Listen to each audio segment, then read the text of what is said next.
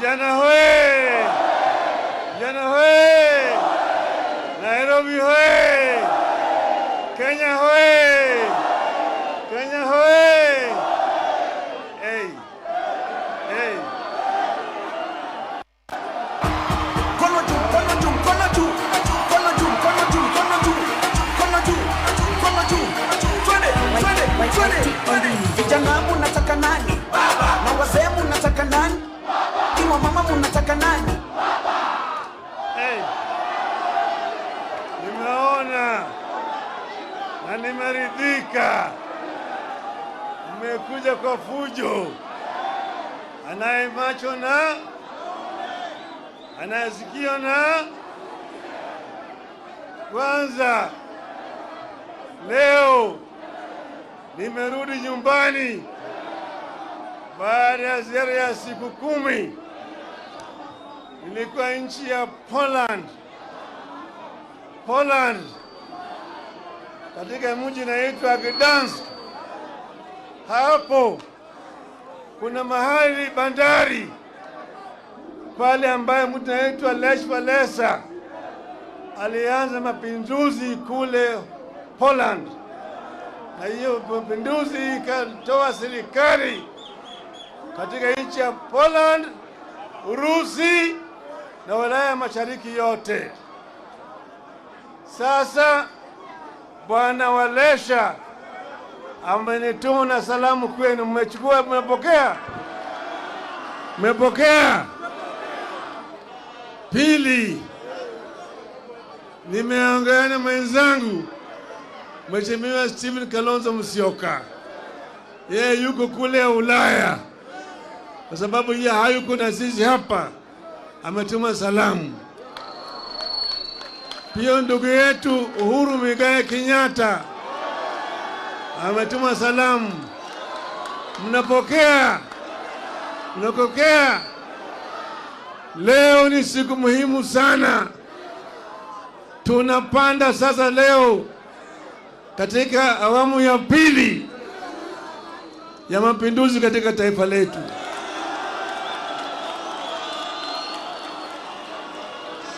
Kwa hivyo nataka mniruhusu kwanza niongee na dunia mzima, nieleze sababu gani nataka kufanya. Unakubali? Nitasema na kimombo, sawa? Kwanza naanza na quotation.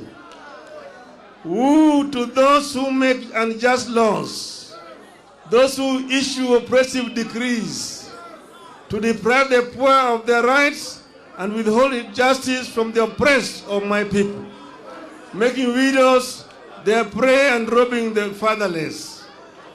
What will you do on the day of reckoning, when disaster comes from afar? To whom will you run for help?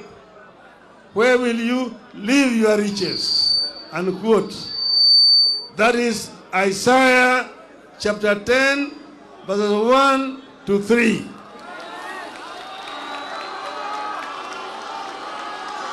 Mr. William Ruto used to love this verse. I hope he still does. Dear Kenyans, last week we were betrayed in this city. Our representatives conspired with an executive and abandoned us at our hour of need by voting for the punitive Finance Bill 2023. Yesterday, Mr. William Ruto endorsed this betrayal by signing the Finance Bill into law. We did everything that could be done to have Ruto listen to us and avert the confrontation over taxes. We positioned the authorities and institutions. We demonstrated. We prayed in the house of worship. We begged to be heard. We sought amendments, and we pleaded with the members of parliament to stand up for us. Our petitions were thrown to the dustbin by Ruto's tyrannical hands. He slighted our pleas and violently dispatched our petitioners. Effective next week, therefore, fuel taxes rises from 8% to 16%. We will pay housing tax whether we need a house or not. The cost of basic goods, which has been weighing Kenyans down, is going up from next week again. At a time like this, silence would be a betrayal to the country. Silence would be treason. We cannot be a nation of people who, having eyes, refuse to see, and having ears, refuse to hear. We have suffered a cruel betrayal of our trust and confidence in the ability of our representatives to protect us. We must punish the traitors, and we must force a repeal of the Finance Act. But what happened this past week and yesterday is not just about the Finance Act.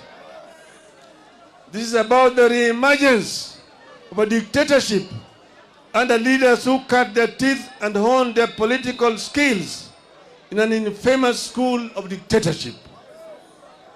We all know where Mr. William Ruto is coming from. We all know where Rigathi Gachagua is coming from. In the run-up to the vote on the bill, more than 90% of Kenyans rejected it. Even after MPs voted in favor of the bill, polls continue to show that the majority of Kenyans did not like it. However, true to his character as a dictator, Ruto proceeded as if Kenyans had not spoken and imposed punitive taxes on us without our consent. That is contempt for the people. In a democracy, few individuals can use government as their tool against the people. The idea that only the wishes of Ruto and Gachagua matter in this country today must attract a very heavy price. Ruto is testing the limits of his illegitimate power. Ruto is testing whether we still have the will, energy, and resolve to fight remnants of dictatorship. After stealing our election last year, Ruto now thinks he can steal anything and get away with it. We have to stop Ruto, and we have to stop it. We have to do it now. We must tell Ruto in no uncertain terms that he has stolen enough for the owners to notice, and he has no more room for stealing the wishes of the people. This gathering must provide an unmistakable response to Ruto and those who think like him, that we are willing and ready to do whatever it takes to roll back dictatorship. This gathering must make it clear to Ruto and all those who are nostalgic about the dictatorship of the past that they will pay a heavy price for their unfortunate experiments. You have some bad news from Mr. Ruto.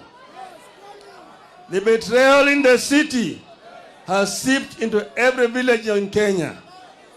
It has united Kenyans better than any government ever would. While the betrayal has shattered our faith in government and parliament, it has strengthened our faith in ourselves and our power. Consequently, Ruto and all those who think like him are going to learn the painful way never to mess with the people's food, fuel, and freedom.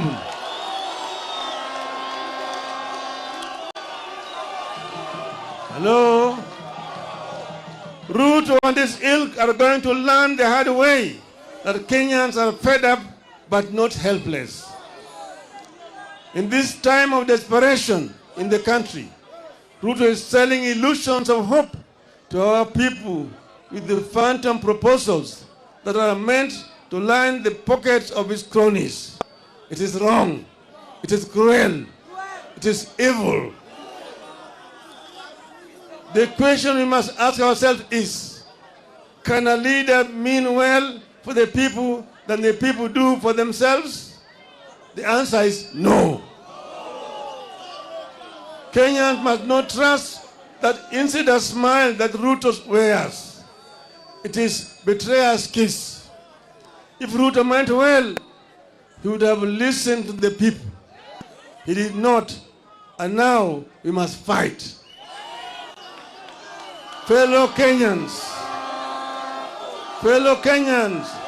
comrades, a regime that has so blatantly ignored and betrayed us does not deserve our delegated power. We are taking back our sovereign power. We are going to the trenches ourselves to fight for ourselves. This regime does not deserve our obedience. We have no obligation to work for the success of a regime that has no interest in our success. We are the people. Sitasimama maovu ya kitawala, sitasimama maovu ya kitawala. Hello? There's no other option left. We must fight. We are going to fight everywhere and anywhere until the Finance Act is repealed. We will adopt a series of acts of civil disobedience to force this regime to recognize that we, the people, are supreme. Through civil disobedience, we will deny Ruto the taxes he thinks he can extort from us by force. Dear Kenyans, we have been abandoned by our leaders. We must now look out for each other and be our brothers and sisters keepers. Here, therefore, are my requests to you, my people of Kenya. Let us embrace tax boycotts. Let us deny Ruto the fuel tax by limiting consumption of petrol and diesel.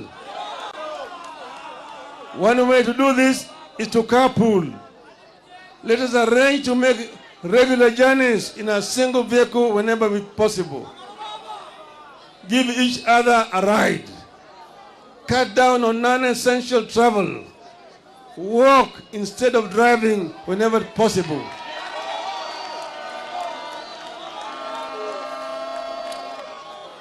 I appeal to all employers to allow their workers time to walk to and from work. I appeal to matatu owners to support tax boycotts. While observing safety measures, maintain the current fare, but double your carrying capacity as part of the civil disobedience.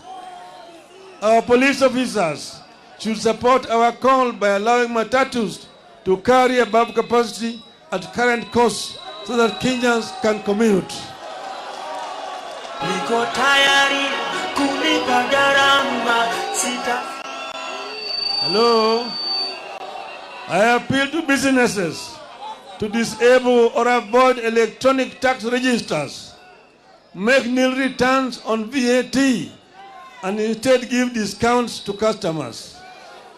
This way, we shall recover the VAT Ruto is taking illegally through the fuel. I appeal to employers to ignore the punitive deductions of employees' salaries that will only line the pockets of Ruto's strategically placed cronies. Mr. Ruto is driving us off the roads with high fuel prices. We must deny his officers the comfort of driving us off the road with their vehicles. Let us deny the government vehicles and motorcades the right of way that they take for granted. They may sound the sirens as they wish, but everyone must follow the traffic except for ambulances. Dear Kenyans, I'm coming. We know the men and women who visit these unjust law owners, punish the traitors.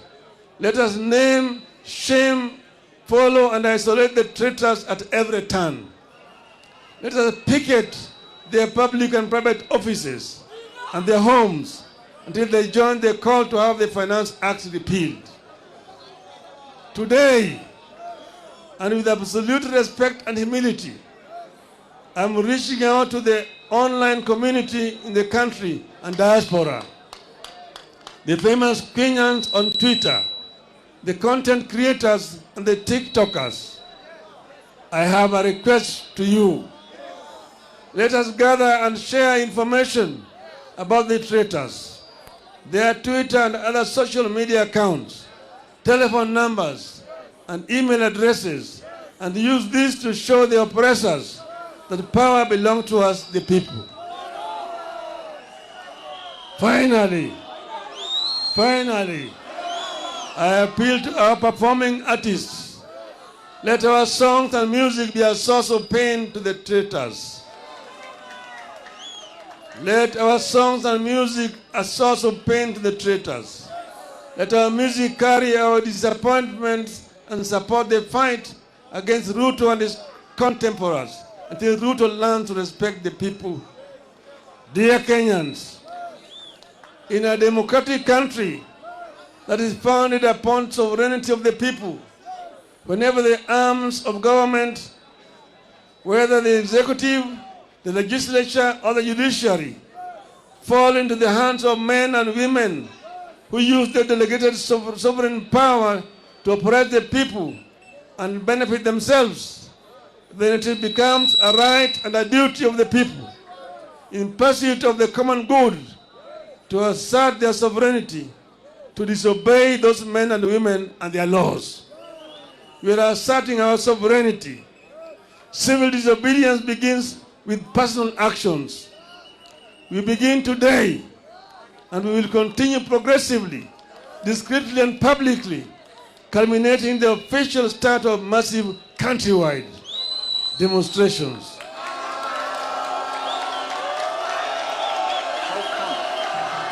That fuel in Uganda is cheaper than fuel in Kenya. Ooh. To those who make unjust laws, to those issue oppressive decrees, let us get to work. Let us get to work. Tuanze kazi. Tuanze kazi. Tumesema hao watu wamesaliti jamii ya Kenya. Umma ya Kenya imesalitiwa na Bwana Ruto na wenzake, lakini Bwana Gachietha tumesema tulikuwa hapa Kamukunji grounds, tukaambia nyinyi tumeanza safari ya kilomita 1,000. Unaanza na hatua ya kwanza. Tumeonya hao watu, tumeliwaambia punda imechoka, tuliwaambia chumba imechoka, wamekataa, wamezidi kuweka mzigo juu ya punda. Sasa punda itawapiga teke, punda itapiga teke. Sasa tumesema Wakenya wametoka mbali. Mzungu walijaribu, lakini Wakenya wakale walisimama imara, wakamwambia mzungu, patia mbali, tutarudi Ulaya. Mzungu alirudi Ulaya. Ikaja serikali ya dhuluma. Bili serikali ilikuja hapa yafuata Nyayo na kadhalika. Tukasema hata wewe utatoka. Nyayo walienda, sivyo? Kama wale walienda, wewe ni nani? Wewe ni nani? Sisi hatuwezi kutishwa ni watu wachache Hatuwezi kutisha na watu wachache ambaye waliiba kura zetu. Tunajua vile waliiba kura zetu. Tukawaambia Wakenya wanataka namna hii na wao hawalewi. Sasa imefika kiwango wakati wanatakana Wakenya wasimame imara. Waonyesha watu ya kwamba Wakenya si punda zao. Wakenya wanaweza kuleta mabadiliko. Tumesema kwa kimombo hapa, tunatoa ile uwezo ambaye sisi kama wananchi tuliwapatia hawa watu.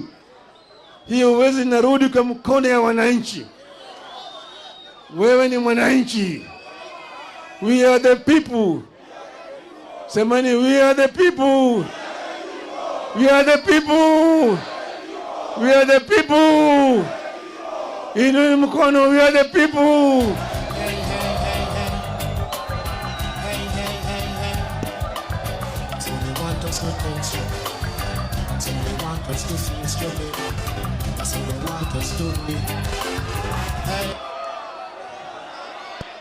Hapa Kamukunji mwaka wa 1990 mimi na marehemu Kenneth Matiba na Charles Rubia tulisema tunataka mfumo ya siasa yenye vyama vingi, tutoe chama kimoja. Nyayo walikataa, akasema Kenya is not ready for multipartyism. Itachukua miaka 100 kabla Kenya hajarudi kwa multipartyism. Tukasema tuende Kamukunji tuulize Wakenya. Wakakataa. Tukasema tarehe 7 mwezi wa 7 tutaenda Kamukunji. Wakasema haiwezekani. Tukasema tutaenda. Tarehe 2 mwezi wa 7 jioni wakaenda kwa Matiba na Rubia, wakachota wakapeleka ndani. Siku 2 baadaye tarehe 4 wakaja kwangu wakanichota. Nikamwambia mimi niko tayari. Wakanipeleka ndani. Lakini Wakenya walijitokeza siku hiyo. Matiba yuko kamiti, Rubia yuko kamiti, Raila yuko kamiti, lakini Wakenya walijitokeza. Walitoka wakaja hapa. Walipigana hapa na polisi. Watu karibu 50 waliuawa siku hiyo hapa Kamukunji. Lakini mwishowe ililazimisha Nyayo kutoa Matiba, kutoa Rubia, kutoa Raila na kufungua katiba na kurusha ile section 2 mbali, sio? The power is with the people. Kwa hivyo leo mimi nataka kufundisha Ruto. Tutafundisha Ruto mafunzo hapa. Hajaelewa. Hajaelewa. Hajaelewa. Tutamwonyesha. Tutamfundisha. Na Bwana Kachietha, Kenya is bigger than you all. Kenya is bigger than all of you. Mimi nataka ni nyinyi muinue mkono. Mimi mzalendo wa Kenya na hapa kwamba niko tayari kutoka na kuandamana ili uhuru ikuje, gharama maisha irudi chini, usuru bandia itolewe. Mwenyezi Mungu